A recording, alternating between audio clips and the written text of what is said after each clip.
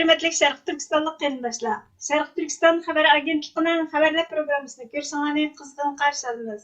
Алдыңғы xəbərimizdə biz Şərq Türkistan sürgündü hökuməti və Şərq Türkistan Milli Uyg'unish Təşkilatının Birləşmiş Dövlətlər Təşkilatıga iltimos sunub, Şərq Türkistanның mustamlikadan qutulub, mustaqilligini qayta qo'lga keltirishni talab qilganligimizni anglatgan edik.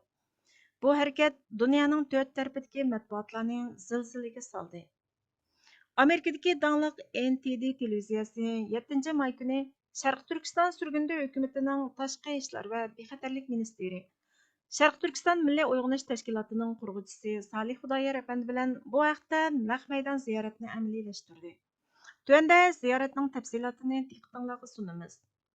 Riyosatchi Şərq Türkistan sürgündü hökuməti tarixiy xarakterlik bir qadam tashlab, Birləşmiş Dövlətlər Təşkilatıga tunji qatam iltimos sunub, Beijing Şinjan deb nom bergan Şərq Türkistanni Xitoyning idora qilishiga qarshi turdi.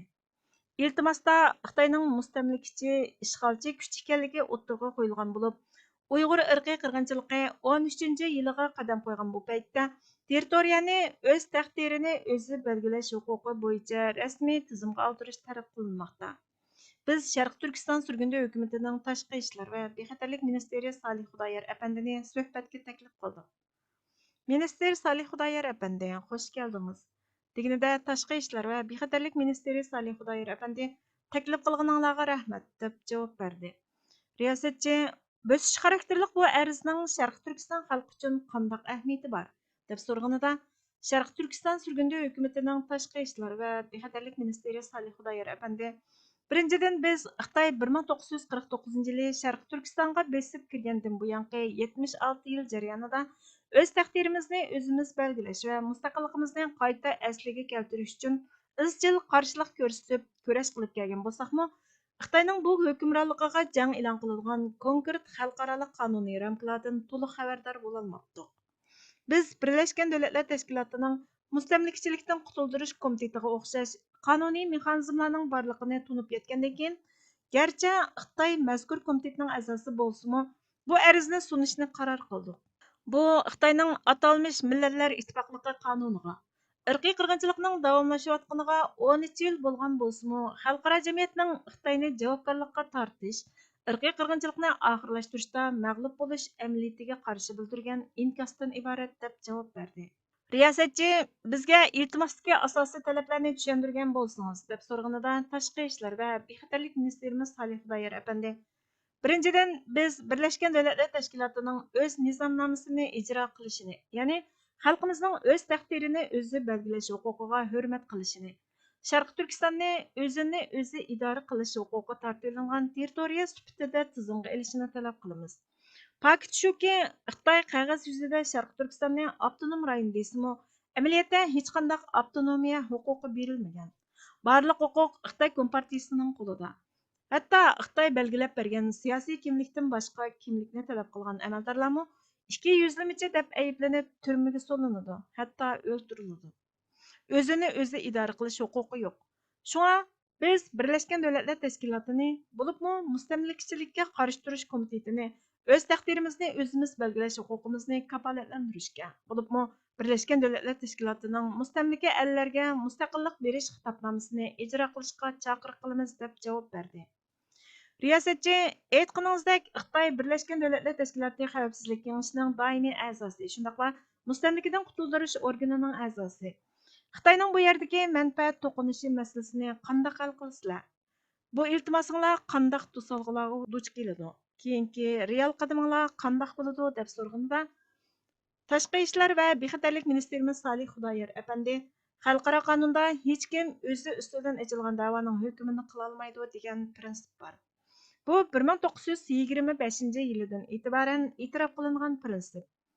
Hatto Xalqaro adolat mahkamasimi bu prinsipga birlashtirishni ta'kidlaydi. Biz Birləşmiş Dövlətlər Təşkilatıning bu prinsipga amal qilishini umid qilamiz.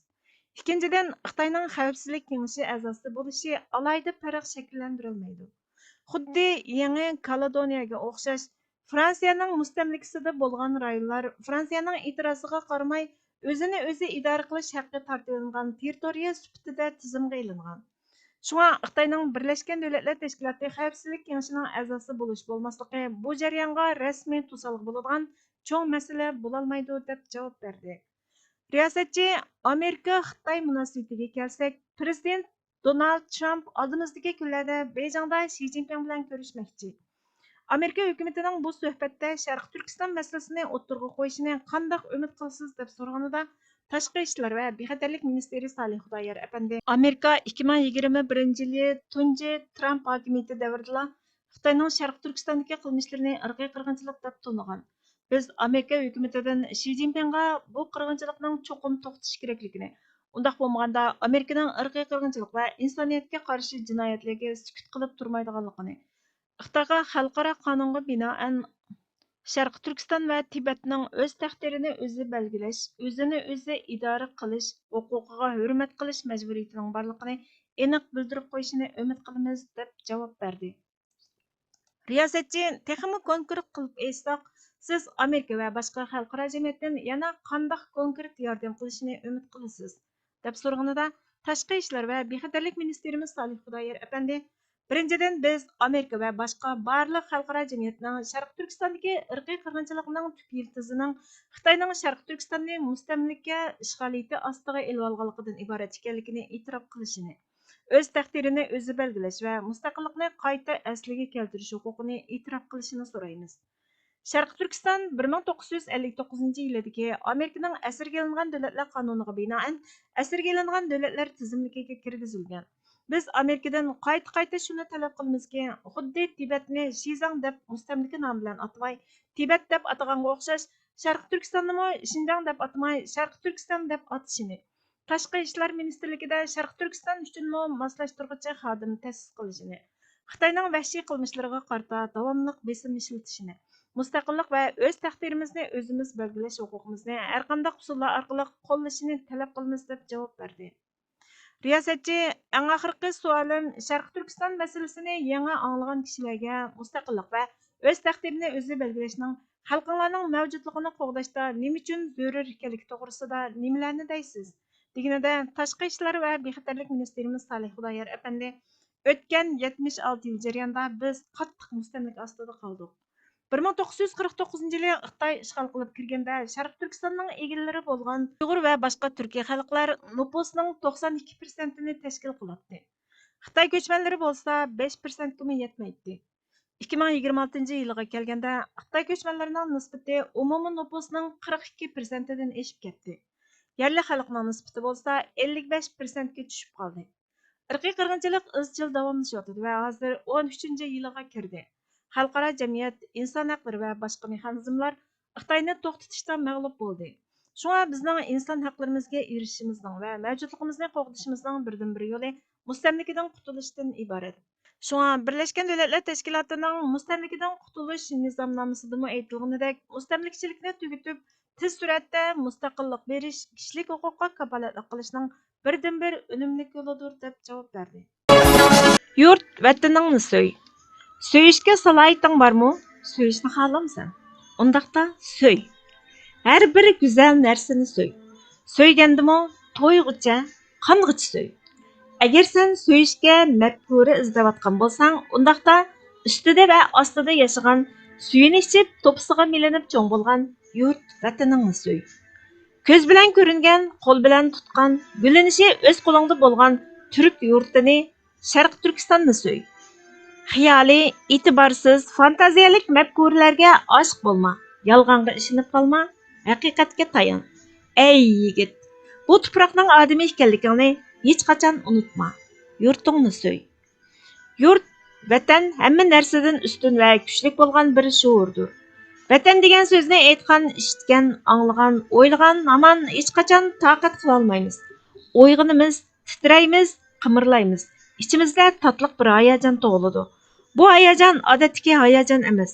Tushlar bilan umid, arzu va iztiroblar bilan birlashgan hayajandir. Bu hayajanning jush urgan paytini tahlil qilib bo'lg'ili bo'lmaydi.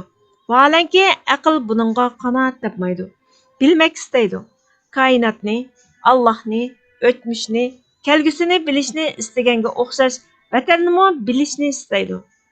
Biz mana buni bildirishga kirishaylik. Yurt, vatan desila esimizga bir tuproq partisi coğrafiyaviy jihatdan bir davlat keladi. Muayyan chek-chegara doirasiga joylashgan tog'lar, daryolar, yayloqlar, gul-giyohlar, ming bir turlik tabiat manzaralari, o'ziga yarasha go'zalligi va cho'ngligi bor tuproq partisi ko'z oldimizga keladi. Odatda biz bularning hammasini obyektiv modda nuqtasidan, jo'grafiyalik jihatdan, geologiyalik nuqtai nazardan qarab bilalaymiz. Biroq bularning hech birida vatan tushunchasidagi hayajonni topolmaymiz. Shunga biz vatanning mundaqli bir tuproq partisidan emasligiga, vatanning fizikalik dunyodan olqigan bir narsa ekanligiga ishonamiz. Acaba yurt vatan ushbu tuproq ustida turib sumirayotgan havo, ichgan suv, yegan bug'doy bo'lmaydimi?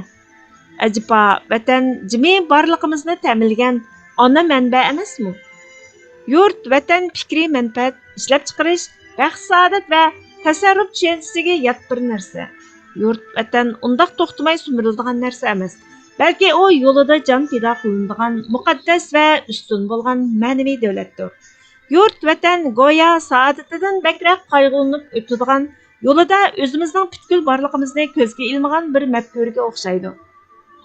Bu jihatdan yurt vatan bir mafkuradir. O'zimdan va milliy va kishilik shaxsiyatimdan voz kechgan, bugungi va atigi kunimdan ayrilgan aman yurt vatanni go'yo o'zimdan, axloqimdan, ma'naviy hayotimdan, irodamdan, idealimdan ayrim bir zimindek jonsiz bir narsadek ko'rib olgan zaman nima uchundir tushunolmay qolaman. Yurt degani o'zim shu, vatan aslida o'zimmi deb qolaman. O'ylayman. Oxiri deymanki, durust. Ya'ni vatan demak, men demak, vatan demakdir deyman. Undaqda mendagi bu tug'ma manlik qayerdan kelgan deyishga boshlayman. Ajaba bu xil manlik moddiy, organik va ro'yi mavjudligimdan kelganmi? Yana o'ylayman. Deymanki, yo'q, men yolg'iz emasman.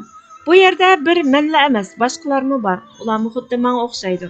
Undaqda bu boshqalar kimlar? Amaliyotda mazkur boshqalarmi menga o'xshash go'sh va sumakdan bitgan organik jonliq. Fiziologiyalik qonunlarga, psixologiyalik ro'yi iztirar, ya'ni chorsizliklarga bog'langan tutqun bo'lgan qoniylar, ya'ni qanoatkorlar turkumidandir. Men vatanning ilohiy muqaddasligiga manba bo'la olmasam, boshqalarning yakuniy xulosasi, jamiysi qandoqmi manba bo'la olsin? Qaysi mo'jiza ularga bu imtiyozni bera olsin? Demak, vatan mendan iborat emas. Shundaqla menga o'xshash boshqalardan iborat bo'lib qolmaydi. Undaqda masalaning siri nima? Oxiri ko'rib yetdim, o'yg'andim. Bu ishning siri mening va boshqalarning hamda bugun yashagan va tunugun yashaganlarning qo'lida barpo bo'lgan ma'naviy qimmatlar, ya'ni qadriyatlarda ekan. Alayliq turk yurti bor. Shuning bilan bir vaqtda bu elning tarixida ko'plagan insoniy qimmatlar bor.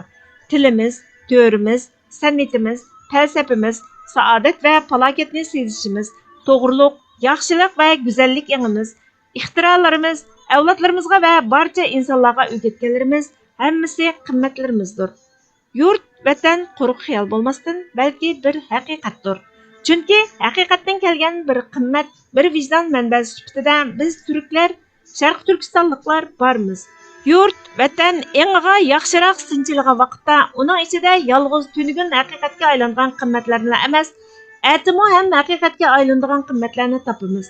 Shuning uchun yurt, vatan milliy mavjudligimizning faqatla o'tmishi bo'lib qolmasdan, u yana o'z navbatida mavjudligimizning kelajagidir. Yurt, vatan bo'lg'achqa biz bo'la oldik. U bo'lg'achqa biz holatimizda qola oldik. Uning sayesinde biz yana yangi o'zligimizga erishganmiz. Bu ma'nodan vatan bir butun mavjudligi bilan eng oliy va muqaddas joydir. Xullas, vatan muqaddasdir. Manba Erkizdi 229-son 1948-yili 17 dekabr. Uyg'urchaga ag'dirg'uchi Burhan Muhammad. Bugungi xabarlarimiz bu yerda oxirlashdi. Bizga vaqt ayirganingiz uchun ko'p rahmat. Kelar qitimqi programmamizda ko'rishguncha Allohga omonat bo'lgaysizlar.